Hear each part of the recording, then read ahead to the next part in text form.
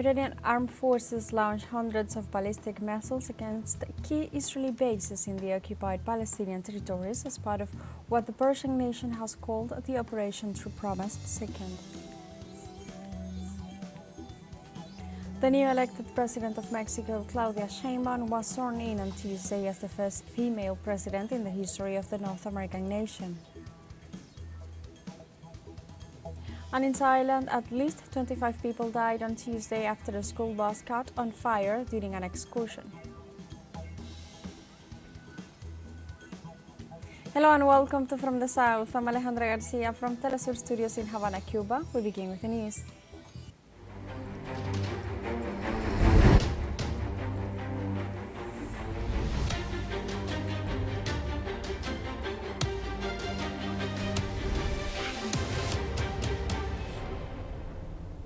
Iranian authorities said in a statement Tuesday that its armed forces had launched hundreds of ballistic missiles against Israeli key military and intelligence bases in the Palestinian-occupied territories.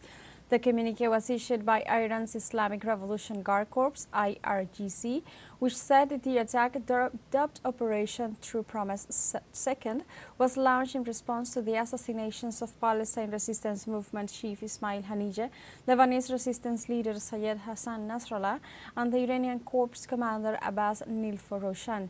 The IRGC stressed that the attack was in line with the country's right to legitimate self-defense, as per the United Nations Charter, and in response to the Israeli regime's escalating crimes against the peoples of Lebanon and Gaza. The attack also targeted 3 military bases near the city of Tel Aviv.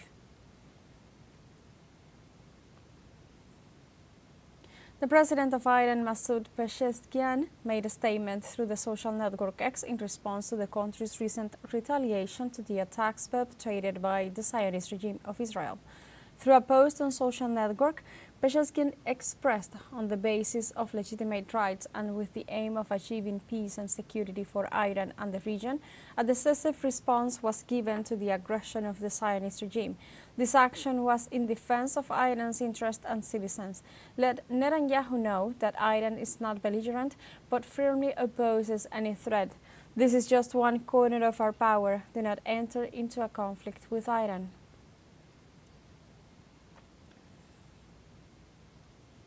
In this context, the Minister of Defense of Iran made an important declaration stating that a variety of missiles of national manufacture were used in the operation. He also stated that they attack military and security targets and their operations are legitimate. Further, the minister assured that if the Zionist entity responds to their operations, they will receive an even harder blow.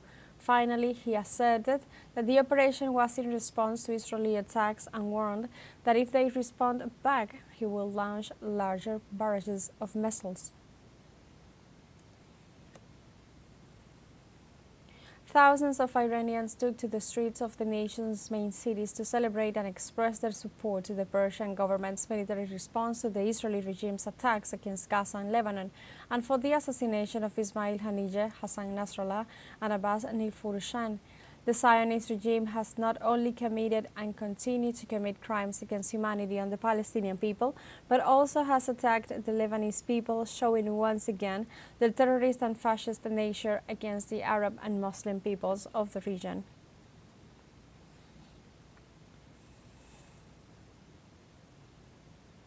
On the other hand, thousands in Iraq's capital, Baghdad, celebrated also the Iranian military operation against the terrorist actions and constant aggressions by the Zionist state of Israel. Likewise, Palestinians in Gaza joined the celebrations after the response of the Islamic Republic of Iran against the Israeli regime. The resistance movements praised the Iranian operation and pointed out that it was the most effective way to stop the Zionist regime's occupation and genocide in the region. On the other hand, the Palestinian Islamic Jihad movement highlighted that the Iranian response was the way to dissuade the Israeli occupation after the world remained silent in the face of the genocide perpetrated in the Gaza Strip. According to the Iranian television network Ispan TV, Israeli Prime Minister Benjamin Netanyahu ran for cover to an underground shelter immediately after the Islamic Republic of Iran started its operation True Promise 2 against Israeli military bases in the occupied territories and near the city of Tel Aviv. The new Iranian attack is twice as powerful as the previous one, launched against Tel Aviv last April 14th.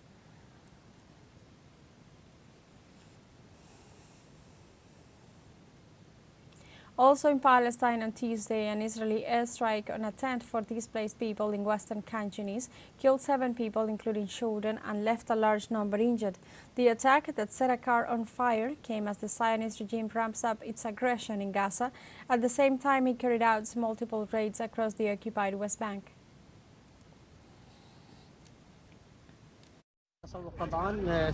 This is a shopping place, of course. It is considered a market for the displaced. Suddenly we heard the sound of a big explosion and saw a car on fire. When we went to see what happened, we saw the remains and children lying on the ground. The targeted place is a shopping place full of children and women, and all of them are civilians. The number of martyrs is large. Women and children were in the place. The Foreign Intelligence Service of Russia denounces that the West Bank and the Ukrainian regime are planning a chemical weapons attack in conjunction with Syrian terrorists. The Russian Commission in Syria warned on a report that the false positive operation would be conducted in the Idlib. The governorate says they intend to hold Moscow and Damascus responsible for it right after. The commission unfolded that terrorists would use drones against the Russian aerospace forces in their facilities in order to detonate a chlorine canister. The intelligence service reaffirmed that the staged chemical attacks on Syria won't help the United States and allies in their attempt to undermine Russia's authority in the global south.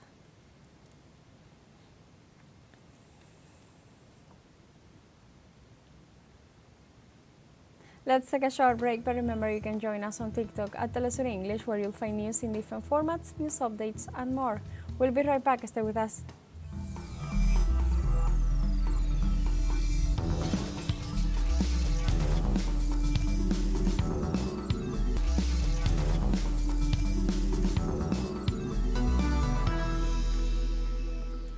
Welcome back. The new elected president of Mexico, Claudia Sheinbaum, was sworn in on Tuesday as the first female president in the history of the North American nation. During her inauguration speech in front of thousands of Mexicans gathered at the famous Zócalo Plaza Square, the head of the state reviewed a list of 100 key issues to be prioritized by her administration. Topping that list was her government's decision to work together with the economic factors in the country and to maintain and defend the nation's historical principle of independence and sovereignty.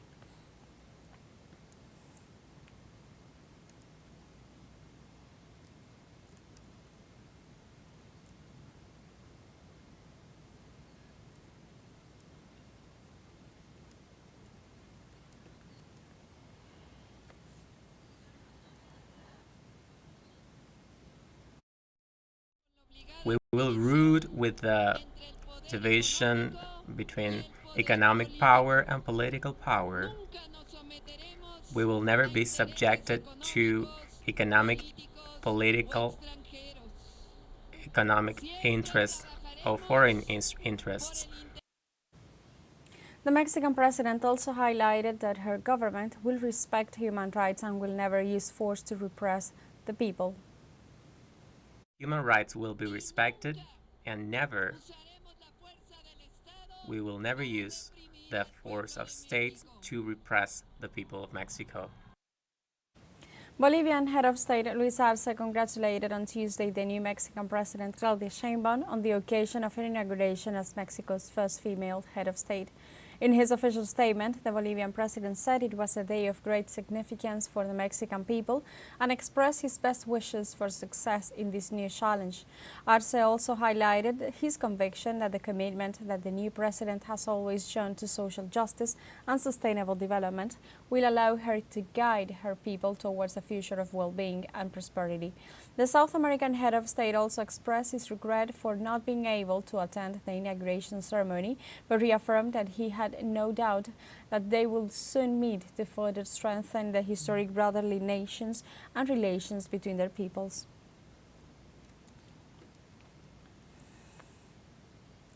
On the other hand, Nicaraguan President Daniel Ortega and Vice President Rosario Murillo joined the waves of congratulations and messages to the new Mexican president.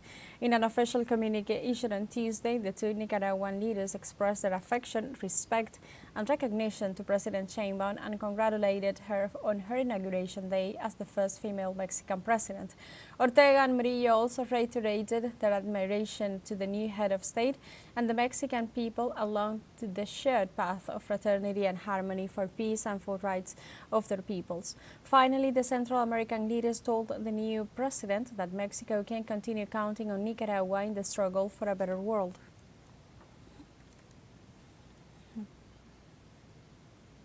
The president of Venezuela, Nicolás Maduro, denounced that the attacks on Lebanon, the genocide in Gaza, and the threats against Iran are part of a project of domination and colonization of the Middle East. On Monday, during his program with Maduro Más, the Venezuelan head of state regretted that the United Nations has entered into what he referred as a vacuum and a process of attrition. In addition, he denounced that the United States is delivering weapons for the Israeli Prime Minister Benjamin Netanyahu to launch a campaign of aggressions in order to dominate the region and take control of the energy resources. Furthermore, President Maduro referred to the wars perpetrated by Washington and its allies against Arab and Muslim countries, aligned with the project of domination that currently has the Tel Aviv regime as its main executor.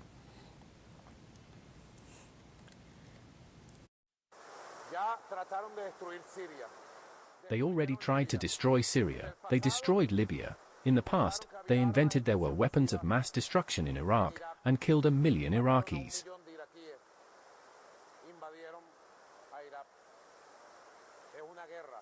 They invaded Iraq. It is a war on the Arab peoples, the Muslim peoples. It is a war to colonize the whole of the known Middle East. What is behind this offensive?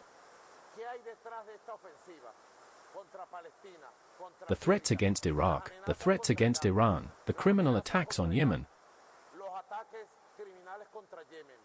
the attempt to colonize, to conquer the territory of the Arab people in Lebanon.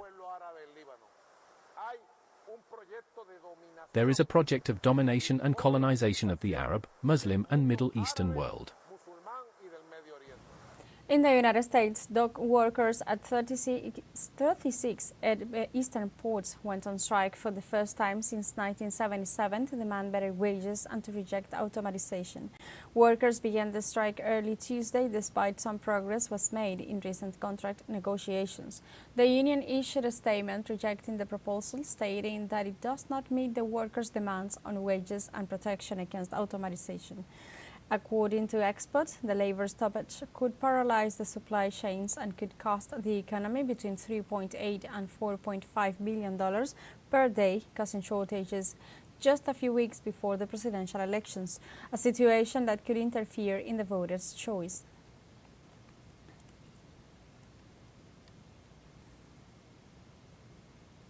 We have a second short break coming up, but before we invite you to visit our YouTube channel at TeleSUR English, there you'll be able to rewatch our interviews, top stories, special broadcastings and more. Hit the subscribe button and activate the notification bell to stay up to date on the world's most recent events. Final short break, don't go away.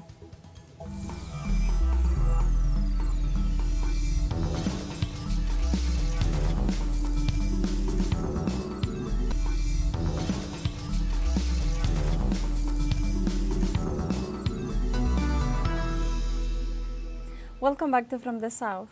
In Thailand, at least 25 people died on Tuesday after a school bus caught on fire during an excursion. The incident occurred in the city of Pathum Thani when the vehicle was on its way to the city of Ayutthaya, where students and teachers from an elementary school were expected to visit historical sites. Local media indicate that one of the front tires of the bus burst, which caused the driver to lose control and crash into a metal fence, triggering a fire. The vehicle was carrying 38 students and 6 teachers.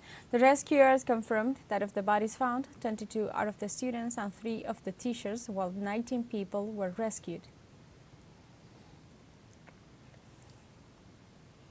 On Tuesday, Nigerians staged a mass protest against economic hardship as the West African nation marked its 64th independence anniversary. Waving placards, the protesters demanded better opportunities and jobs for young people, since the country has some of the world's highest poverty and hunger levels despite being a top oil producer on the continent. This is the second mass protest in 2 months in the African nation amid worsening hardship caused by the government's reforms to save more money and bolster the declining foreign investments. The immediate impact of these economic policies has contributed to pushing the inflation rate to a 20-year high, while the currency languishes at record lows against the dollar.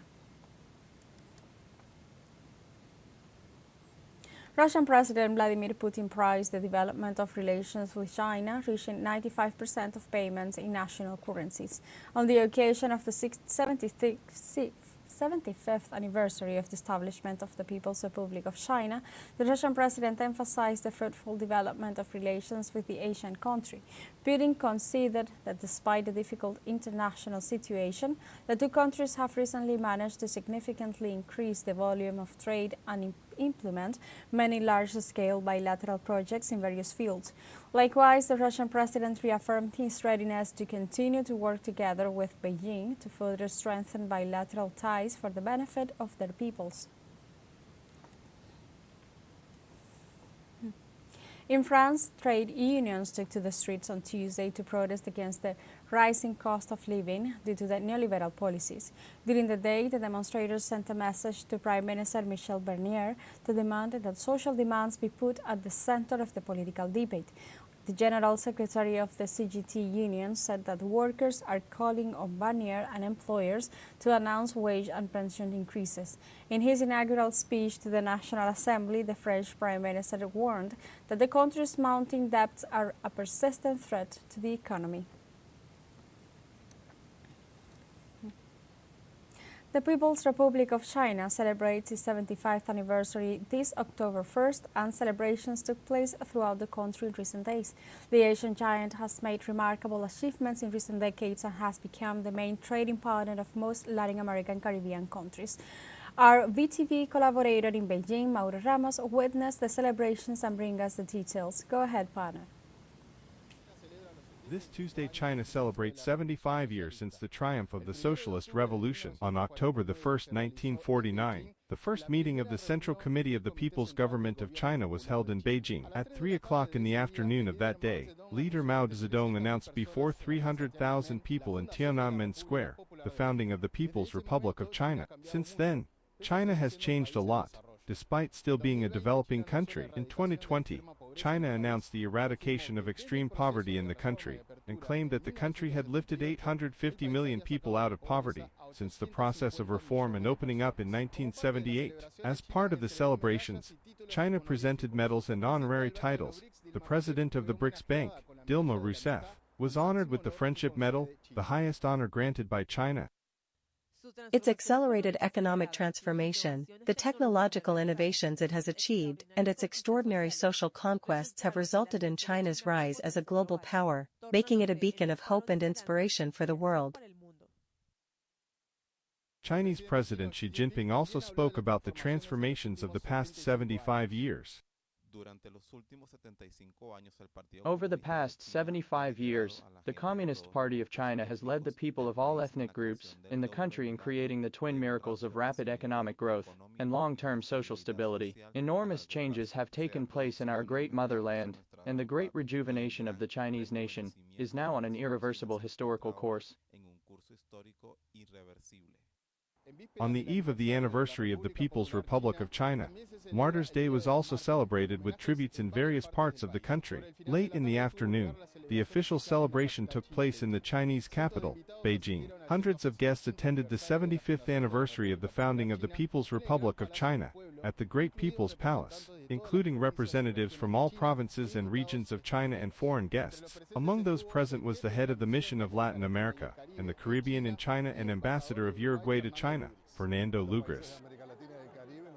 The countries of Latin America and the Caribbean joined the 75th anniversary celebrations in Beijing, and we are taking this opportunity to think about the future of the comprehensive strategic partnership between our countries in Latin America and the Caribbean and China. Along with other major countries of the global south, China has insisted on the need to reform international institutions to reflect current geopolitical realities. This agreement is also one of the highlights of Lugris, in connection with partnerships between Latin American and Caribbean countries and China.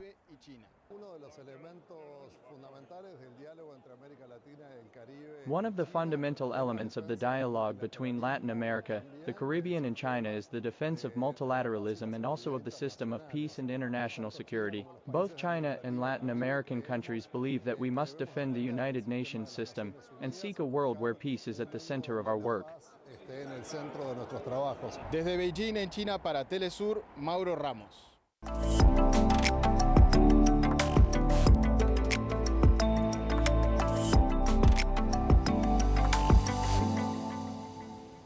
On Thursday, an international culture festival kicked off in Pakistan's largest southern city, thrilling the crowds with music and dance performances. The World Culture Festival Karachi 2024 is bringing over 250 artists from 40 countries, including South Africa, Azerbaijan, Nepal, Rwanda, and Pakistan. Renowned Pakistani musicians Mutat Sabsal and Farhan Rais performed alongside a band of other musicians, captivating the crowds during the opening night. Pakistani author Persada Salman expressed that amid global turmoil and violence, events like this festival foster unity and create a positive image, highlighting the importance of the event. The festival will continue for a month and will feature theater plays as well as large music concerts.